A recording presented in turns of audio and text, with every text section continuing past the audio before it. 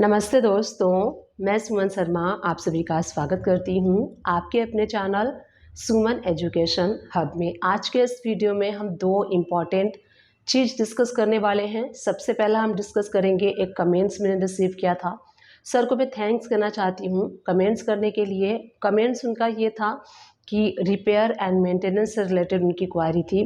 क्वारी ये थी कि रिपेयर एंड मेंटेनेंस का इनवाइस उनको रिसीव हुआ है, जिसमें कि 80,000 स्पेयर पार्ट्स है एंड 20,000 जो है वो रिपेयर एंड मेंटेनेंस के सर्विसेज का है। तो क्या वो इसकी entry 80,000 plus 20,000 1 lakh repair and maintenance में डाल दें, या फिर 80,000 स्पेयर पार्ट्स में डालें एंड 20,000 सर्विसेज में डालें। ये उनकी क्वारी थी, ये उनकी कन्फ्यूज़न थी। तो मैंने उनको रिप्लाई किया था कि आज शाम को मैं वीडियो अपलोड करूँगी। तो आज शाम को मैं वीडियो अपलोड करने वाली थी। टेलीग्राम में कैसे आपको एंट्री करनी है, वो जैसे ही मैंने अपना लैपटॉप ओपन किया तो लैपटॉप में कुछ प्रॉब्लम आ गई है, लैपटॉप मेरा ओपन नहीं हो रहा है।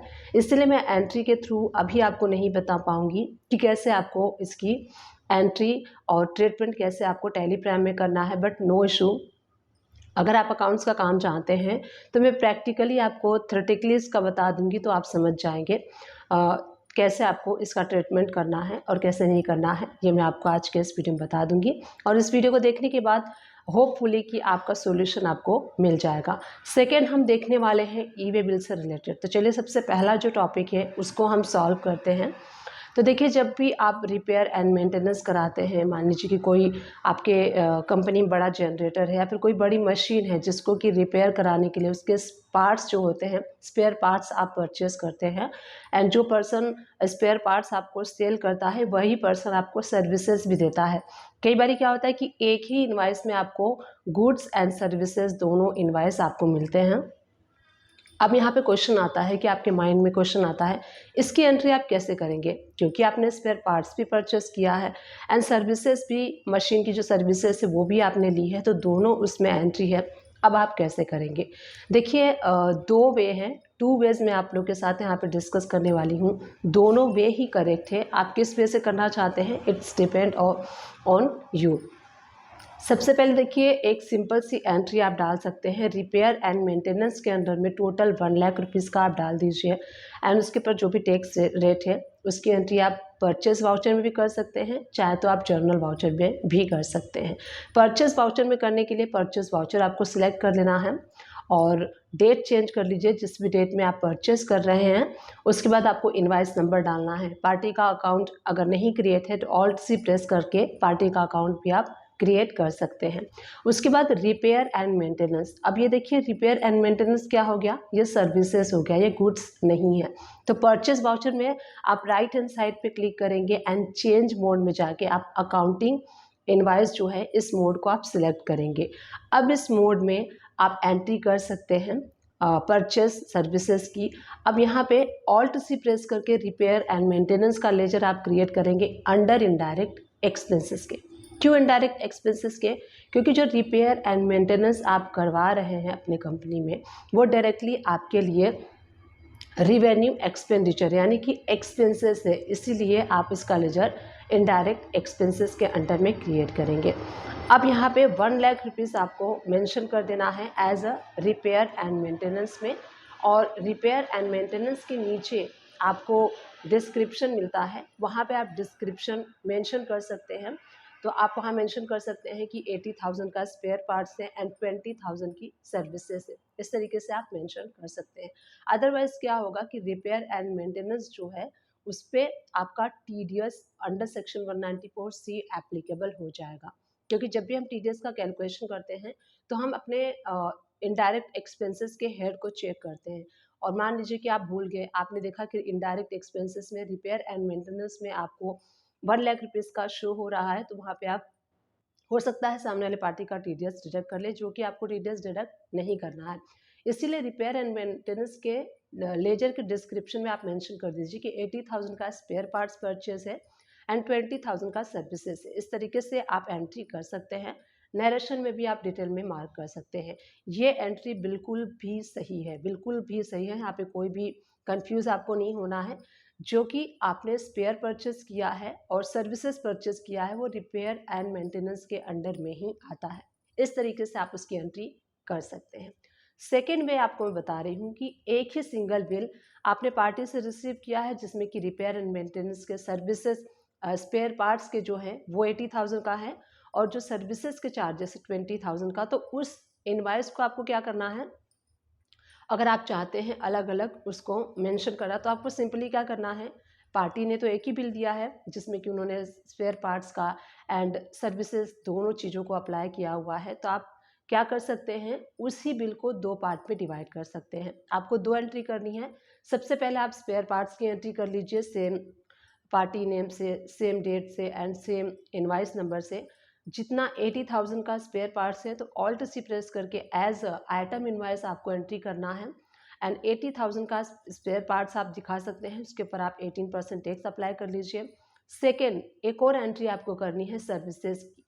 परचेज वाउचर सेलेक्ट कर लीजिए, राइट हैंड साइड पे वही अकाउंटिंग इनवाइस का आपको वाउचर चेंज कर लेना है एंड रिपेयर एंड मेंटेनेंस में आप 20,000 प्लस GST इस तरीके से सेम पार्टी का बिल है, एक ही बिल को हमने दो में ब्रेक किया है और इस तरीके से जब आप एंट्री करेंगे तो पार्टी के लेजर पे कोई भी इम्पैक्ट नहीं होगा, टोटल अमाउंट मैच हो जाएगा।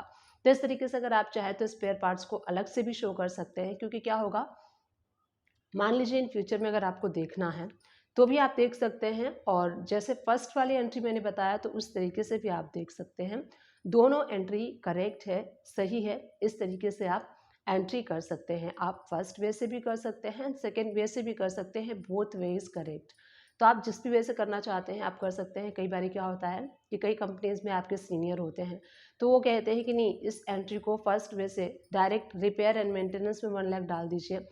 कई आपके सीनियर हो सकते हैं, वो कह सकते हैं कि आप इसको 2 पार्ट्स में डाल दीजिए, सर्विसेज के अलग एंड स्पेयर पार्ट्स के अलग। तो जैसे आपके सीनियर कहते हैं उस तरीके से कर लीजिए, क्योंकि दोनों वे ही करेक्ट है। अब सेकेंड पॉइंट बात कर लेते हैं ई वे बिल। ई वे बिल से रिलेटेड एक क्वायरी मैंने रिसीव किया हुआ था, तो इस क्वायरी का भी आंसर इसी वीडियो में दे देती हूँ। तो क्वायरी ये थी कि ई वे बिल का जो पार्ट ए जनरेटेड है और पार्ट बी जो है वो जनरेट नहीं हुआ है, तो क्या ई वे बिल वैलिड है या फिर इनवैलिड है। क्वेश्चन ये था कि जो इनवाइस है वो जनरेट हो गया है, उसका ई वे बिल भी जनरेट हो गया है पार्ट ए से एंड आफ्टर 2-3 डेज हो गए हैं और उस पर्सन को याद आया कि उस बिल को कैंसिल करना था, क्योंकि आफ्टर 2-3 डेज आप सभी को पता है कि E way bill within 24 hours हम कैंसिल कर सकते हैं, आफ्टर 24 आवर्स हम कैंसिल नहीं कर सकते हैं।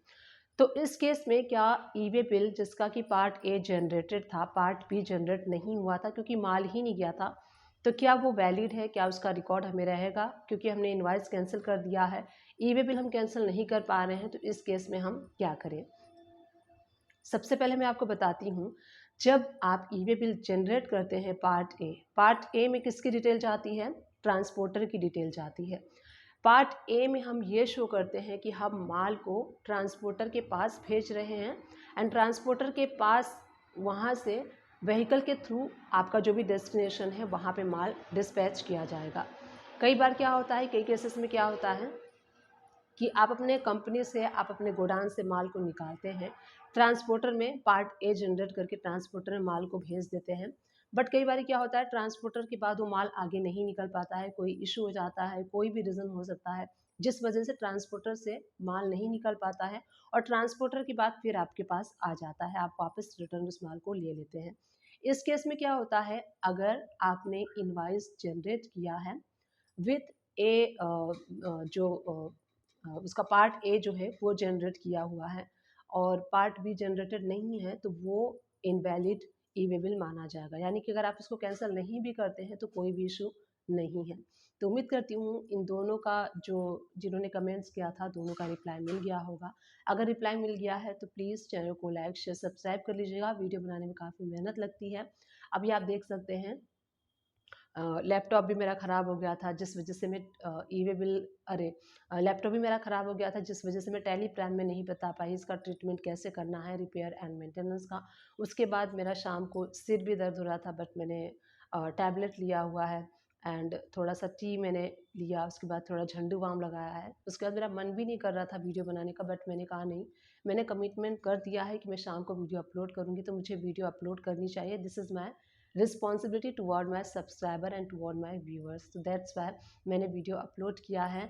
और वीडियो बनाते टाइम मैंने देखा कि मेरी जो वीडियो बनाने की जो रिंग लाइट है जिसमें मैं अपना फ़ोन स्टैंड करती हूँ वो भी ख़राब हो गया है, रिंग लाइट भी मेरी टूट गई है। और जब भी मैं वीडियो अपलोड करती हूँ तो फ़ैन भी बंद करना होता है क्योंकि उसकी नॉइस आती है। तो इसमें सारे सेक्रीफाइस हम करते हैं वीडियो बनाने के लिए। तो आप लोग का उम्मीद करती हूँ कि आप लोग सपोर्ट भी करेंगे क्योंकि इतने सारे सेक्रीफाइसेस होते हैं बिहाइंड द वीडियो मेकिंग। तो आप लोग सभी लोग मुझे सपोर्ट कीजिए। एजुकेशन के चैनल को मैं देखती हूँ, एक चीज़ मैंने नोटिस किया है कि एजुकेशनल जो चैनल्स होते हैं उनको लोग बहुत कम सपोर्ट करते हैं। और मेरा चैनल भी एजुकेशन का है तो ये काफ़ी जो है कि काफ़ी 5 इयर्स हो चुके हैं बट उस अकॉर्डिंग ग्रो नहीं हुआ है। तो आप लोग से हाथ जोड़ के सभी लोग से रिक्वेस्ट करती हूँ कि प्लीज़ मेरे चैनल को सपोर्ट कीजिए सो दैट मैं अपने आप को इंस्पायर कर सकूँ। एंड इंस्पायर करते हैं जब आप लोग सपोर्ट करते हैं, लाइक शेयर सब्सक्राइब करते हैं, एप्रिसिएशन मिलता है। एप्रिसिएशन के बेस पे हम आगे चलते हैं, काफ़ी डिफरेंट टाइप की वीडियोस बनाते हैं, चाहे कोई भी कंडीशन हो, चाहे कोई भी सिचुएशन हो। हम लोग छोटे यूट्यूबर हैं, यानी कि मैं छोटी सी यूट्यूबर हूँ, एजुकेशन चैनल है मेरा। इतना सेटअप मेरे पास नहीं है कि हर चीज़ बहुत ही A1 टाइप की हो मेरे पास। तो इसीलिए आप छोटी सी यूट्यूबर हूँ तो आप लोग से रिक्वेस्ट कर सकती हूँ कि एजुकेशन चैनल है, अगर आप इंटरटेनमेंट वाले चैनल को इतना सपोर्ट करते हैं तो एजुकेशनल वाले चैनल को भी सपोर्ट कीजिए सो दैट हम लोग भी आगे बढ़ सकें एंड डिफरेंट टॉपिक्स पे आप लोग के साथ वीडियो शेयर कर सकें, आप लोग को टीच कर सकें और ख़ुद भी सीख सकें हैं, सिखाएं। उम्मीद करती हूँ ये वीडियो आप सभी लोग के लिए हेल्पफुल रही होगी। अगर हेल्पफुल रही है तो चैनल को लाइक शेयर सब्सक्राइब कर दीजिएगा। एक और चैनल है मेरा इंग्लिश लैंग्वेज में, सुमन एजुकेशन हब इंग्लिश, प्लीज़ उस चैनल को भी सपोर्ट कीजिए। Thank you for watching, keep watching.